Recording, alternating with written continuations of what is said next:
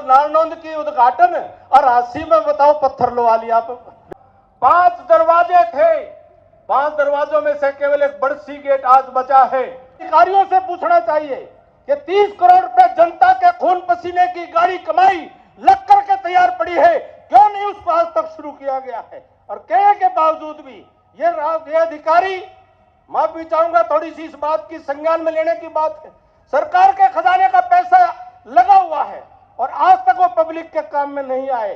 ये बहुत बड़ी गंभीर बात है। सभा में हमारे बीच में उपस्थित हरियाणा प्रदेश के लोकप्रिय यशस्वी मुख्यमंत्री आदरणीय श्री नायब सिंह सैनी जी, हमारे प्रदेश संगठन के प्रभारी राजस्थान के धरा से पधारे आदरणीय डॉक्टर सतीश पुनिया जी, प्रदेश अध्यक्ष आदरणीय श्रीमान मोहनलाल बड़ोली जी, आज के इस कार्यक्रम के हमारे विशेष रूप से जिनके निवेदन पर, प्रार्थना पर आप सब यहां पर आए हैं, हमारे बड़े भाई क्षेत्र के लोकप्रिय विधायक आदरणीय विनोद भयाना जी, हरियाणा सरकार में वरिष्ठ मंत्री श्रीमान रणबीर गंगवा जी, हमारे विधानसभा उपाध्यक्ष कृष्ण मिड्डा जी, आदरणीय विधायक श्रीमती सावित्री जिंदल जी, मेरे बहुत आदरणीय और जिनका आशीर्वाद हमेशा हमें मिलता रहा और अभी अभी मंच से बड़ा प्रेरणादायी संबोधन भी दिया और मुझे खूब आशीर्वचन भी दिए, सफीदों से लोकप्रिय विधायक आदरणीय दादा राम कुमार गौतम जी, भाई कपूर सिंह जी, रणधीर पनिहार जी, पूर्व मंत्री मनीष ग्रोवर जी, पूर्व मंत्री डॉक्टर कमल गुप्ता जी, जनरल वत्स साहब, भाई सुरेंद्र पुनिया जी, पूर्व मंत्री अनूप धानक जी, मेयर प्रवीण पोपली जी, जिला अध्यक्ष हिसार आशा खेदड़ जी, भाई जवाहर सैनी जी, दीपक शर्मा जी, जिला अध्यक्ष अशोक सैनी जी, जिला परिषद चेयरमैन भाई सोनू सियाग डाटा जी, सम्मानित मंच, कार्यक्रम में जनसभा में उपस्थित मेरे पिता तुल्य बुजुर्गों, पूजा के योग्य मातृशक्ति, नौजवान साथियों, पत्रकार, छायाकार, कलाकार मित्रों, सबसे पहले तो हांसी की पावन धरा पर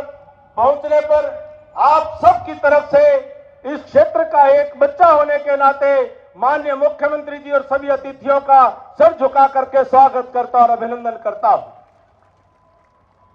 आदरणीय मुख्यमंत्री जी का हांसी से पहले से बहुत प्रेम रहा है और हमने कई बार मिलकर के हांसी में बड़े बड़े आयोजन और कार्यक्रम यहां पर किए हैं।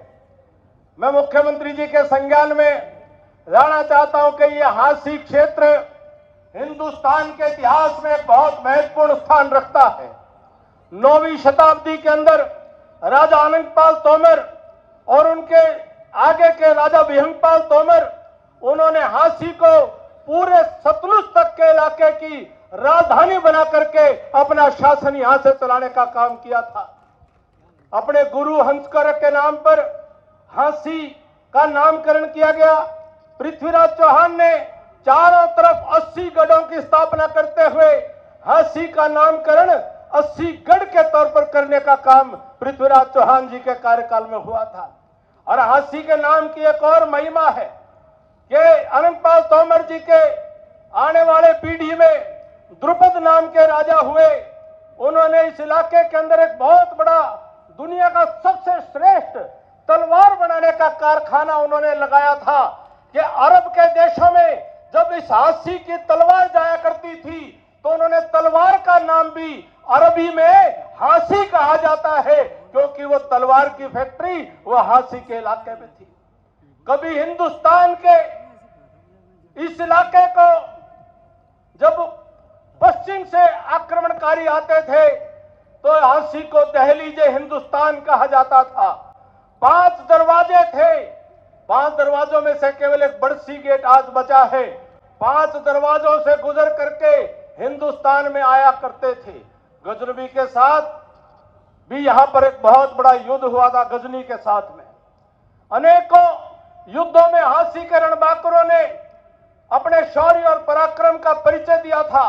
सन 1398 के अंदर जब तैमूर लंग लूट करके भारत को जब वापिस जा रहा था, यूपी के बड़ौद के अंदर कार्तिक महीने की दिन एक कार्तिक महीने में एक बड़ी पंचायत हुई थी और 36 बिरादरी पूरे इलाके की इकट्ठा हुई थी कि तैमूर लंग हमारा बहुत बड़ा खजाना लूट करके, बहुत सारे हथियार लेकर के, बहुत सारे महिलाओं को गुलाम बना करके और हिंदुस्तान से वापस गुजर रहा है।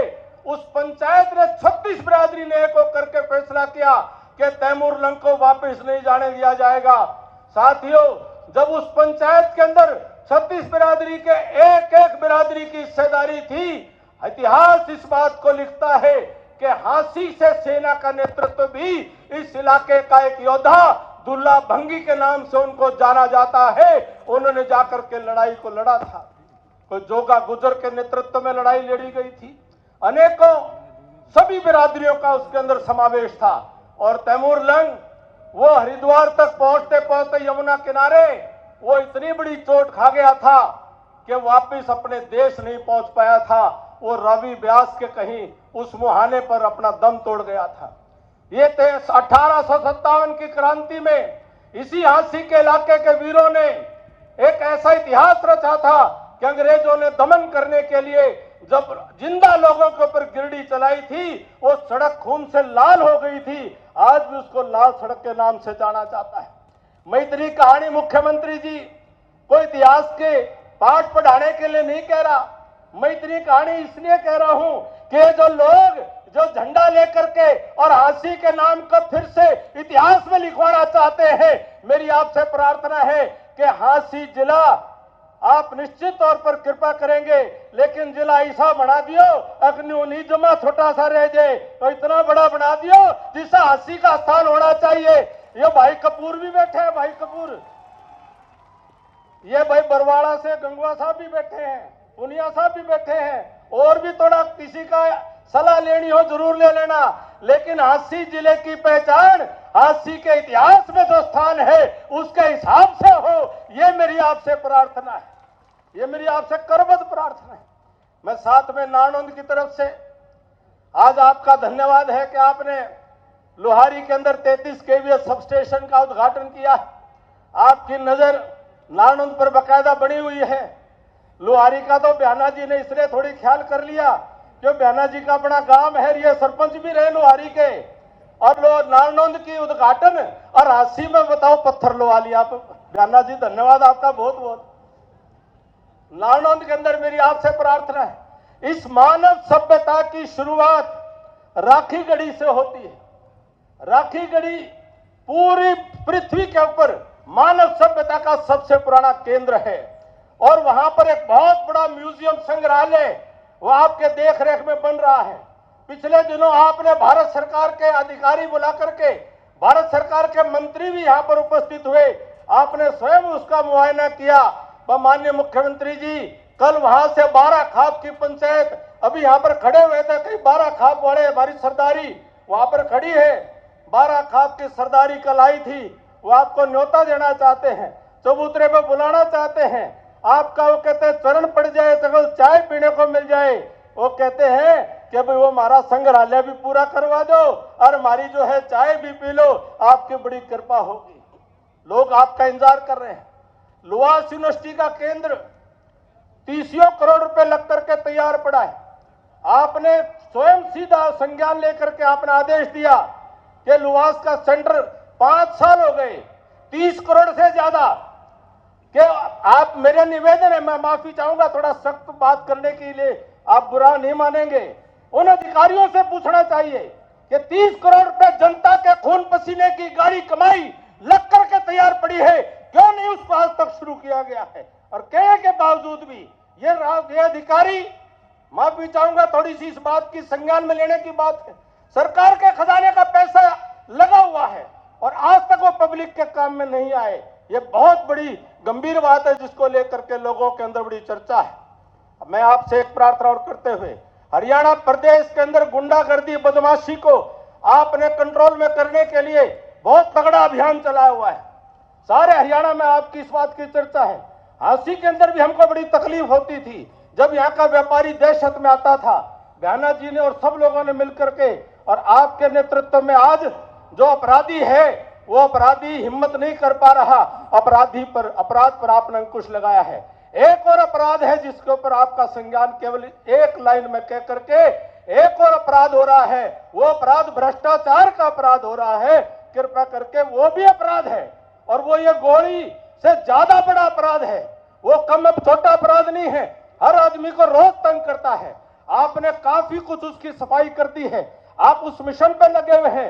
रात दिन पब्लिक के लोग आपसे मिलकर के आपसे इस बात को रख रहे हैं। मेरी प्रार्थना है कि आपका एक वज्रपात, आपकी एक चोट, एक भ्रष्टाचार के ऊपर भी एक अंतिम चोट मार देंगे। नायब सिंह सैनी जी, ये हरियाणा इतिहास में आपका नाम स्वर्ण अक्षरों के अंदर लिखेगा। हरियाणा की जनता आपको प्यार करती है, मोहब्बत करती है, आपसे बहुत उम्मीद रखती है, आपसे बहुत आशा रखती है कि ये काम कोई करके दिखाएगा तो आप ही करके दिखाएंगे। इसी आशा, उम्मीद और विश्वास के साथ मैं अपनी वाणी को विराम देता हुआ, कोई गलती हुई तो माफी चाहता हूं। मेरे नानोंद की तरफ से आपको न्योता है कि आप जिस दिन समय दें, ऐसा ही एक कार्यक्रम नानोंद के अंदर भी आपका हो। 12 खाप की सरदारी न्योता देने आई है, डाटा की गौशाला की सरदारी भी वो आपको न्योता देने के लिए आई है, बास गांव की गौशाला की सरदारी भी आपको न्योता देने के लिए आई है। एक एक मिनट के लिए उनका अगर आप न्योता भी ले लेंगे तो आपका हम बहुत आभारी रहेंगे।